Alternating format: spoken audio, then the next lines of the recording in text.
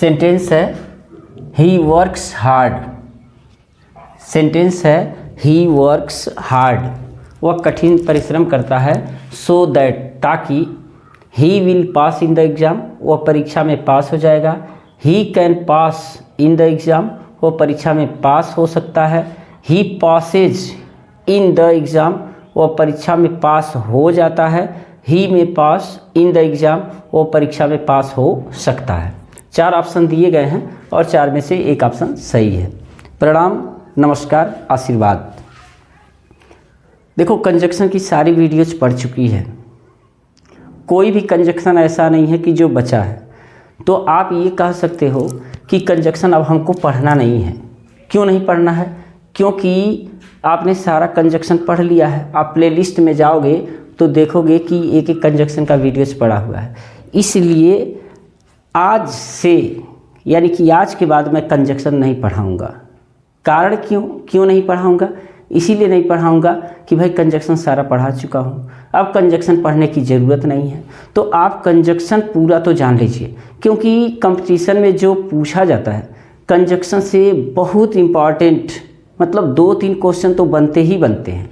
और उसमें क्या बनता है? कंडीशन बनता है। जैसे कि इसमें कंडीशन आप देखोगे कि ही वर्क्स हार्ड, वह कठिन परिश्रम करता है, सो दैट ताकि वह परीक्षा में पास हो जाए। भाई वो कठिन परिश्रम करता है तो परीक्षा में पास हो जाए। देखो यहाँ पर जब सो दैट लगा होता है ना, तो इसके पहले का जो प्रिंसिपल क्लॉज होता है, प्रिंसिपल क्लॉज से विश, डिजायर और कोई इंटेंशन, रिक्वायरमेंट, होप और पॉसिबिलिटी जैसी मतलब आप कह सकते हो कि ऐसे थीम मिलते हैं, मतलब विषय वस्तु मिलते हैं। जैसे कहने का मतलब यह है कि मैं कठिन परिश्रम करता हूँ। किस लिए कठिन परिश्रम करता हूँ? ताकि मैं पास हो जाऊँ। तो मतलब एक क्या है? संभावना बन रही है। और जब संभावना बनेगी, मैं कठिन परिश्रम करता हूँ कि मैं पास हो जाऊँ, तो भाई संभावना बनेगी पास होने की। तो ऐसे में जब संभावना होती है, पॉसिबिलिटी होती है, तो मे का प्रयोग किया जाता है। अच्छा, इसमें बहुत बड़ी बात यह है कि जैसे मूड का आप इसमें यूज करोगे। जैसे मूड जो होते हैं, मूड को अगर आप पढ़े हो तो जानते हो कि जो मूड होते हैं 3 तरह के होते हैं। एक इंडिकेटिव मूड होता है, और एक इंपरेटिव मूड होता है, और एक सब्जेक्टिव मूड होता है।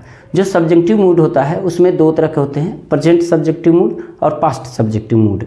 अब थोड़ा सा यहाँ पर हम ये देखेंगे कि वह कठिन परिश्रम करता है ताकि वह पास हो जाए, मतलब वह पास हो जाए। ये निश्चितता तो नहीं है, नेसेसिटी नहीं कि वो पास ही हो जाएगा, तो हम गागेगी फ्यूचर में तो कर नहीं सकते। तो वह कठिन परिश्रम करता है ताकि वह पास हो जाए, यानी कि संभावना बन रही है, पॉसिबिलिटी बन रही है। तो ऐसे में जब पॉसिबिलिटी बनेगी तो मे का प्रयोग करेंगे हम, कैन का प्रयोग नहीं कर सकते। क्योंकि कैन का जो प्रयोग होता है वो जब किसी कार्य को जानबूझ करके किया जाता है तो कैन का प्रयोग होता है। जानबूझ करके मतलब कि जैसे मैं कूद सकता हूँ तो आई कैन जंप, मैं कूद सकता हूँ। अगर यही जानबूझ के मैं ना करूं, जैसे मैं गिर सकता हूं, तो आई में फॉल, मैं जानबूझ के नहीं कर रहा हूं ना गिरने का काम, तो ऐसे में मे का प्रयोग होता है। हालांकि दूसरी तरह से हम लोग जानते हैं कि जब एबिलिटी, क्वालिटी, स्ट्रेंथ आता है तो कैन का प्रयोग किया जाता है। जब पॉसिबिलिटी आती है तो हम मे का प्रयोग करते हैं। लेकिन इससे थोड़ा सा अलग आप जाओगे तो कैन और मे का प्रयोग समझ पाओगे। यानी कि मे का प्रयोग कहाँ किया जाएगा? जो काम हम जानबूझ के नहीं कर सकते हैं, यानी कि जैसे वर्षा हो सकती है तो भाई हम जानबूझ के कर नहीं सकते, तो इट मे बी रेन, आप ऐसे कर सकते हो, या इट मे रेन। और मान के चलो हवा बह सकती है, तो हवा को हम बहा तो सकते नहीं, तो द विंड में ब्लो, यानी कि हवा बह सकती है। लेकिन मैं गाड़ी चला सकता हूँ, I can drive the well, I can drive a car, यानी कि मैं चला सकता हूँ, मेरे पास क्वालिटी है। मैं अंग्रेजी बोल सकता हूँ, आई कैन स्पीक इंग्लिश, तो यहाँ कैन का प्रयोग किया जाता है। अब यहाँ पर देखो, वह कठिन परिश्रम करता है ताकि वह पास हो जाए, संभावना बन रही है तो मे का प्रयोग होगा। इसमें मे का प्रयोग होगा, यानी कि ही मे पास इन द एग्ज़ाम। लेकिन क्या सो दैट के साथ कंडीशन यही बनता है कि मे का प्रयोग किया जाए? नहीं, सो दैट के साथ कंडीशन ये बनता है कि मे का प्रयोग भी हो सकता है, माइट का प्रयोग भी हो सकता है, बेस फॉर्म यानी कि बेस फॉर्म का प्रयोग हो सकता है, कैन और कुड का भी प्रयोग हो सकता है। इसको थोड़ा सा जानना पड़ेगा। जैसे आप ऐसे जानो, I teach him English, I teach him English so that मैं उसे अंग्रेजी पढ़ाता हूँ। अंग्रेजी इसलिए पढ़ाता हूँ, ये मेरा एक रिक्वायरमेंट है। आप ऐसे कह सकते हो कि मेरी विश है ना, और मेरा डिजायर है, मेरा होप है कि वह पास हो जाए। आई टीच हिम इंग्लिश, ताकि मैं उसे अंग्रेजी पढ़ाता हूँ ताकि वह अंग्रेजी बोल ले, वह अंग्रेजी बोले या अंग्रेजी सीख जाए। ऐसा मेरा इरादा है, इंटेंशन है, विश है, होप है, डिजायर है। तो देखो, जब ये क्या होता है कि जब प्रिंसिपल क्लास में होप होता है, डिजायर होता है, इंटेंशन होता है, तो ऐसे में जो सब क्लास प्रयोग किया जाता है ना, उसमें हम बेस फॉर्म का प्रयोग करते हैं। मूड आप पढ़ोगे तो प्रेजेंट सब्जेक्टिव मूड जब आप पढ़ोगे तो उसमें पता चलेगा कि बेस फॉर्म को यूज किया जाता है। तो मैं उसे अंग्रेजी पढ़ाता हूँ ताकि वह ही लर्न वेल, यानी कि वह अच्छी तरह से सीख सके, वो अच्छी तरह से सीख जाए। तो ये थोड़ा सा ध्यान देना। जैसे आई विश, मेरी इच्छा है। अब यहाँ दैट लगा दो, तो दैट लगाओ या सो दैट लगाओ, बात एक ही है। सो दैट माने भी ताकि होता है, दैट माने भी ताकि होता है। तो मेरी इच्छा है कि मेरा भाई प्रधानमंत्री बन जाए, चाहे मेरा भाई IITN बाबा बन जाए, है ना। तो मेरी इच्छा है कि माई ब्रदर अब बन जाए, हो जाए, यानी कि होना या बनना तो बी होता है। अब बी का जो बेस फॉर्म होता है, वैसे बी का जो फॉर्म होता है, बी का फॉर्म कितने लोग नहीं जानते हैं। बी के जो फॉर्म होता है, तो देखो, जो फर्स्ट फॉर्म होता है वो होता है इज, जो सेकेंड फॉर्म होता है वाज और वर होता है। यहाँ देखो, फर्स्ट फॉर्म जो मैंने यूज किया है ना, ये गलत है। फर्स्ट फॉर्म होता है आर और एम भी कह सकते हो, और जो सेकेंड फॉर्म होता है वाज और वर होता है। थर्ड फॉर्म बीन होता है, और फोर्थ फॉर्म बीइंग होता है, बीइंग, और जो सिंगुलर फॉर्म होता है इज होता है। ये बी के फॉर्म हैं, पांचों फॉर्म। बहुत बच्चों को ये पता नहीं होता है।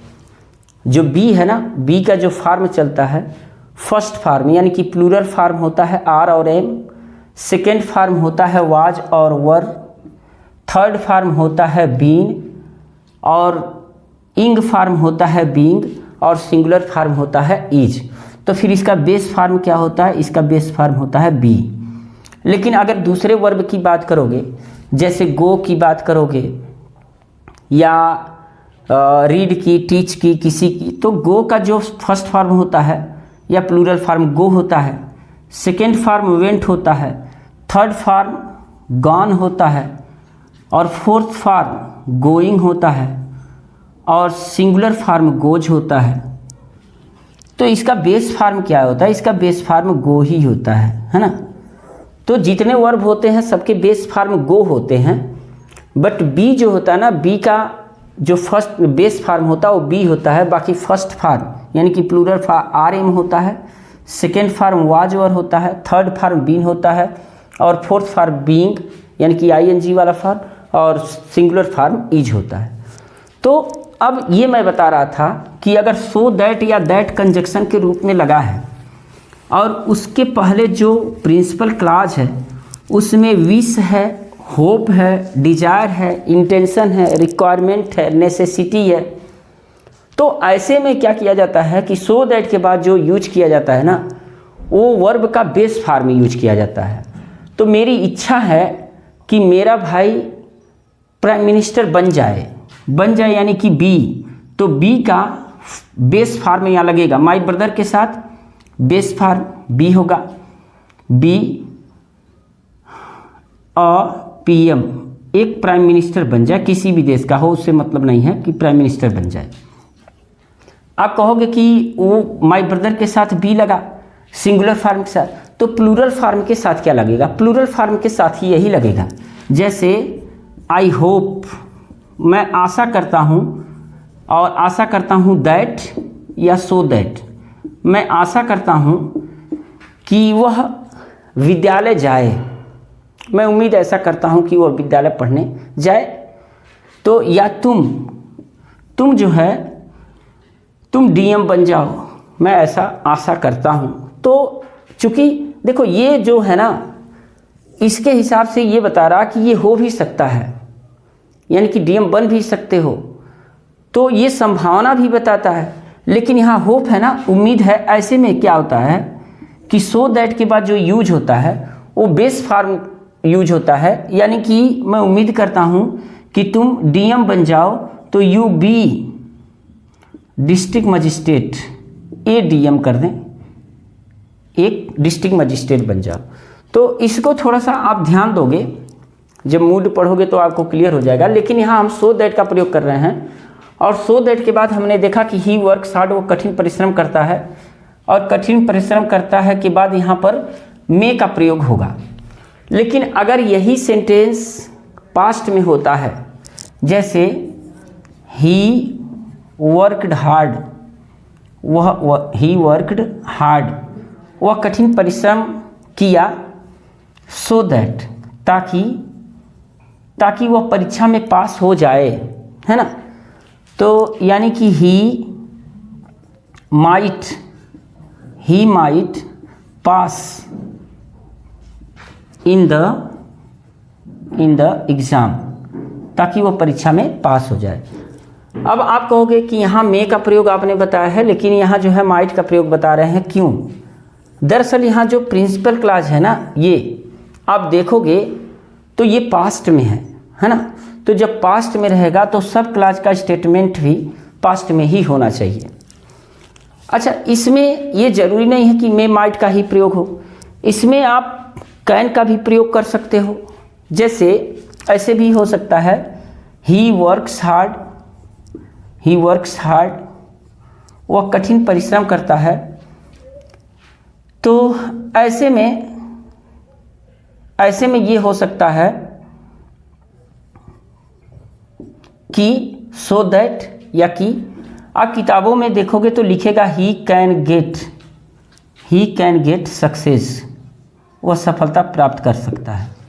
लेकिन जब एग्ज़ाम में पूछेगा आपसे, तो आपको यही उम्मीद करके पूछेगा कि सो दैट के बाद आप मे माइट का प्रयोग लगाओगे, क्योंकि इसके बाद संभावना ही बन सकती है। किताबों में ये भी मिलेगा कि ही कैन गेट सक्सेस, वो सफलता प्राप्त कर सकता है, वह कठिन परिश्रम करता है, और इसलिए भी कह सकते हो, इसलिए सफलता प्राप्त कर सकता है।